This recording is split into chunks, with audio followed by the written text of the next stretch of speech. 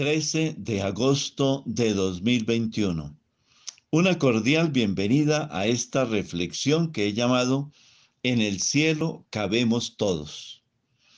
Hace unos años, en 2013, se realizó en Medellín un encuentro internacional de editores independientes, al cual fue invitada la poetisa española Inma Luna para que impartiera algunos talleres de creación literaria.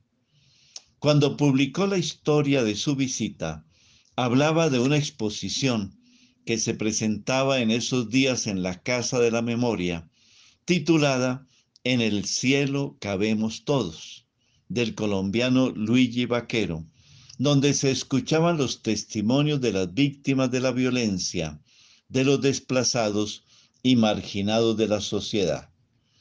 Cuando fue hasta la Comuna 8 de Medellín a un encuentro con 200 mujeres, lo primero que le llamó la atención fue el hecho de que al preguntarles qué tal se vive allí, la respuesta común y lanzada casi al unísono fue muy bien.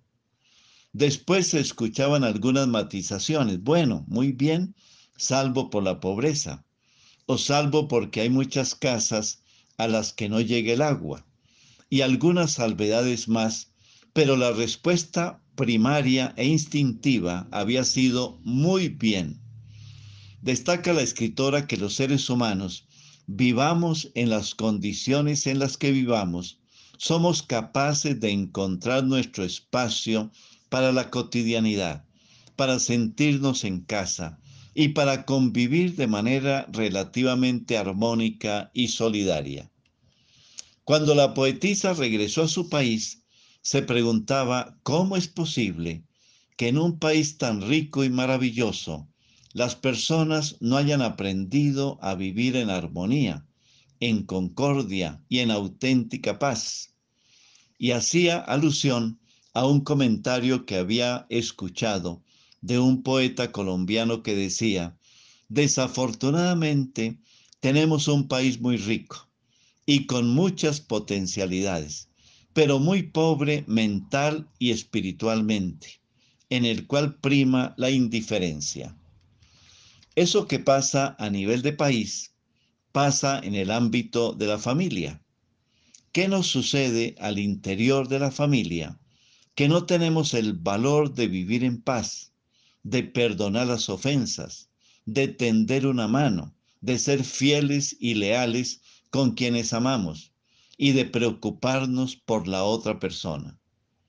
La respuesta la da Jesús en el Evangelio de hoy, tomado de Mateo capítulo 19, versículos 3 al 12, cuando los fariseos se acercaron y para ponerlo a prueba le preguntaron: ¿está permitido que un hombre se divorcie de su esposa por cualquier motivo? Él respondió: ¿acaso no han leído que desde el principio el Creador los hizo varón y mujer? Y añadió: por esto el hombre dejará a su padre y a su madre, y se unirá a su mujer, y formarán los dos una sola carne. De tal forma que ya no son dos, sino uno solo. Por tanto, lo que Dios ha unido, el hombre no lo separe.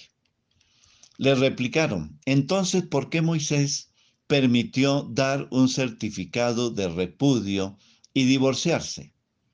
Jesús le respondió: Moisés, por la dureza de sus corazones, les permitió divorciarse de sus mujeres, pero no ha sido así desde el principio. Allí está la explicación: la dureza de corazón. En el profeta Ezequiel se habla de corazones duros como una piedra, por el orgullo, la soberbia, el egoísmo y la vanidad. Esto que sucede en la familia nos pasa también en la vida de la iglesia. En la liturgia de este día se hace memoria de dos santos bien particulares, Ponciano e Hipólito. Hipólito era un presbítero que tenía una buena cultura general, había cursado sus estudios teológicos y se distinguía por su elocuencia. El mismo filósofo Orígenes escuchó sus clases, pero era muy estricto en sus planteamientos, tanto que se enfrentó primero con el Papa Ceferino y luego con su sucesor Calixto I. Estos papas, movidos por la misericordia, habían permitido el reintegro de varios católicos que habían cometido graves faltas contra la fe o la disciplina de la Iglesia. Estos cristianos arrepentidos regresaron a la vida de la Iglesia. Esto no gustó a Hipólito, que se hizo elegir papa por su grupo de seguidores. Por eso se dice que fue el primer antipapa en la vida de la Iglesia. Después de Calixto I, eligieron como papa a Ponciano. La actitud de Hipólito no cambió. En este periodo el emperador romano era Maximino el Tracio, año 235, quien siguiendo su política de persecución a los cristianos, envió al exilio tanto al Papa Ponciano como al antipapa Hipólito a trabajar en las minas de la malsana isla de Cerdeña. Allá se dieron cuenta, ellos dos, de la inutilidad de esas peleas. Se reconciliaron y llevaron una vida de oración, de trabajo y de mutua ayuda en la caridad y en el amor a Jesucristo. Por eso decimos que en el cielo cabemos todos. Una pregunta para compartir en familia. ¿Cómo puedo contribuir para que en mi familia, en la iglesia y en la sociedad haya un ambiente de paz y reconciliación? Unámonos todos a esta plegaria a María, Reina de la Paz. Virgen María, Reina de la Paz, tú compartiste hasta el martirio del alma la lucha de tu Hijo Jesús contra el maligno y sigues compartiéndola hasta el final de los tiempos. Invocamos tu intercesión materna para que nos ayudes a ser siempre testigos de la paz de Cristo, sin llegar jamás a componendas con el mal.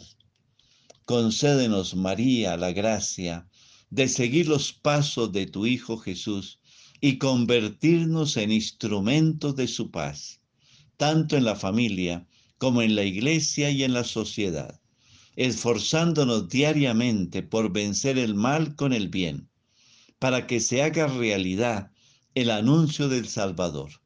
Donde dos o más estén reunidos en mi nombre, allí estaré yo en medio de ellos. Amén.